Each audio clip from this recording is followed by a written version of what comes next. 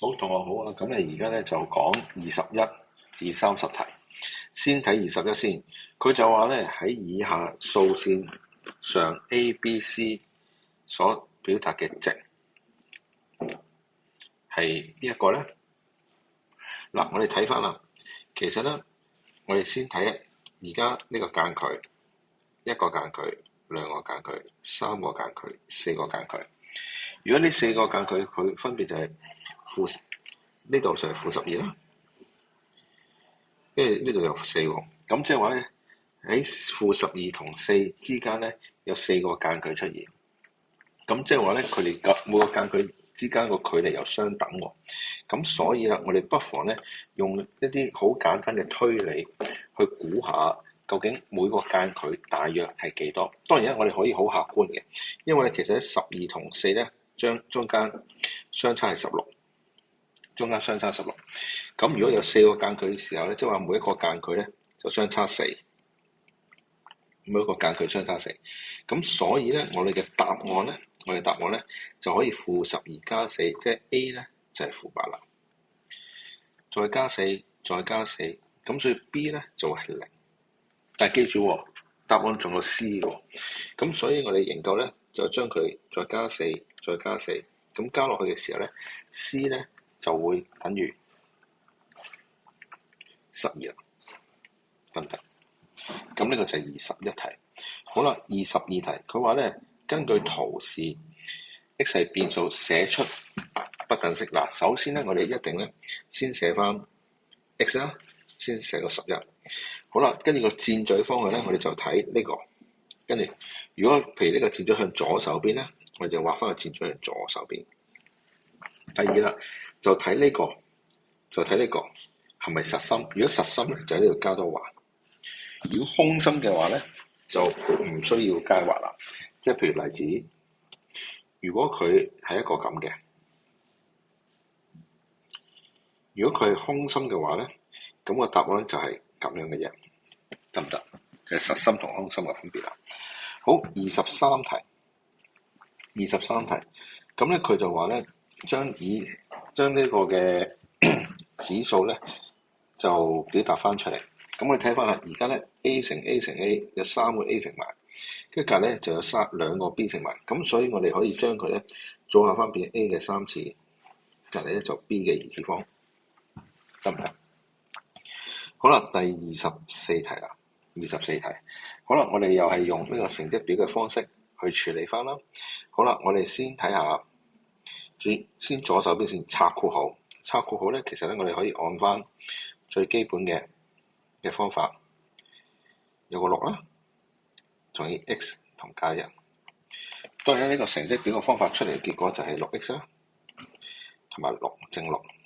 咁所以左邊咧就變到6x 加6，即係2x 減1。凡係有 x 嘅，就將佢移向左手邊；冇 x 嘅就移向右手邊。所以嗰條式咧就變咗6x 減 2x 啦，即係-1減6。4x 就會等於-7，x 咧就要-7除4啦，唔得。好，第25題嗱，唔好意思啊，我畫少少先。第25題嗱，咁可能會清晰啲。咁一樣啦，我哋用成績表嘅方法咧，去畫翻出嚟，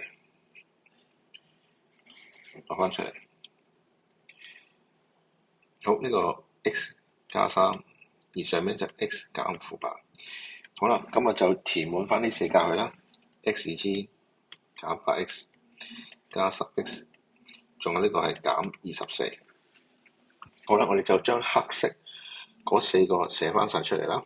x2 減 8x 加 3x 減24，簡化咗佢咧，淨係將中間呢兩個，因為呢兩個咧係同類項嚟嘅，就將呢兩個融合翻一齊，就減 5x 減24，咁就已經係答案啦，咁就已經展開咗啦。好，第26題，好啦，咁佢咧就話啦，因式分解呢條式喎。好啦，我哋當然咧都係主要咧就睇下中間同後邊呢兩個數。咁啊，當然啦，有啲人咧就會去諗有咩數相加係-7，相乘係-30咧？相加係有邊兩個數相加係-7，相乘-30？當然啦，我哋亦都可以咧用成績表嘅方法。我用翻紫色先，用成績表嘅方法，嘗試咧用呢個方法咧去揾可能好啲。大家都係 x， 咁所以出嚟就 x 次啦。好啦，跟住我哋可以諗一啲嘅組合。30係由邊兩個數相乘會變？叫做-30喎。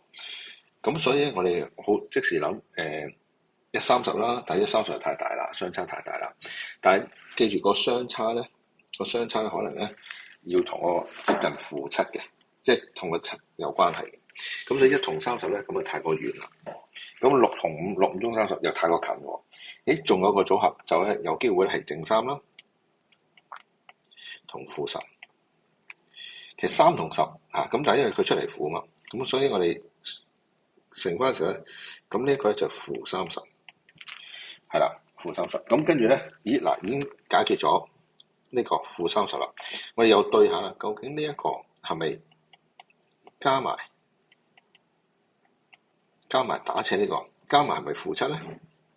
如果係-7就係答案啦。係喎，係-7喎。咁所以咧，佢因式分解咧就係 x 減10同 x 加3啦，得唔得？好，第27題。好，第27題呢度咧就係咧基本嘅分數通分母。因為而家咧兩個分母唔相同嘅，咁所以我哋就將佢咧變做相同為啲。左邊照寫，但係右邊咧，因為咧我要將佢變到咧個分母要一樣，咁所以咧就會上下一齊乘個2，所以會叫 2a 啦同 2b。淨係右手邊呢個數乘1。好啦，乘完之後咧，而家解決咗啦，即係解決咩咧？就係個分母一樣啦。如果分母一樣咧，就會將佢融合埋一齊，就 b 減 2b。b 減 2b 即係負 b，所以個答案就係負 b 除 2a 啦。咁就完成咗。好，第28題，佢咧而家有一個數列喺度 ，n 就代表第幾個項。好啦，而家個問題就係第6項。簡單嚟講，即係話咧，將個 n 代個6入去，即係會變做6嘅2次加2乘以6除以2，即係會變做36啦，加12除2。好啦，咁即係48除2啦。咁所以出嚟咧就會等於24啦。好，第29題，將佢咧個主咩叫主項咧？主項即係話呢一個，咩叫主項？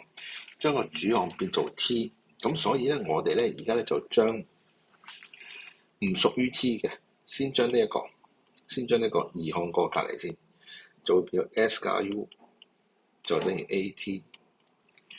好啦，跟住將個 a 除埋過去，即係變咗 s 加 u 除 a， 就會等於 t 啊。當然啦，我哋就將佢左右移翻個位，即係會變咗 t 等於 s 加 u 除 a， 咁就答案啦。好啦，而家就第30題。30題就話咧，而家遊戲機嘅標價咧就5400。如果用6折售出，咁個售價幾多？6折嘅意思即係話咧，就乘佢60個百分比，得唔得？咁所以我哋好簡單咧，就將呢一個標價啦，乘翻個折頭，就係個售價啦。咁所以就答案就5400啦，乘翻60個百分比。咁直接撳計數機啦，5400乘以60個百分比，出嚟咧就係咧3240啦，得唔得？咁啊30題就去。